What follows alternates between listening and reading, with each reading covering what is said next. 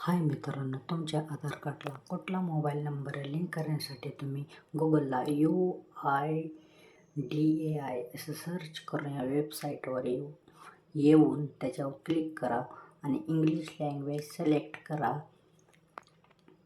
English language select केल्यानंतर थोडा load होईल आणि परत ही साईट चालू होईल. इथे आल्यानंतर आपण आधार सर्व्हिसेस सेंटर असं जिथं दिसेल तिथं क्लिक करणार आहात. याच्यावर क्लिक केल्यानंतर मित्रांनो हा पेज ओपन होईल.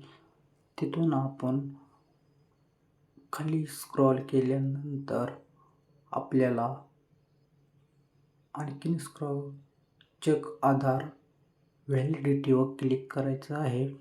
तिथं आपला आधार नंबर टाकायचा आहे.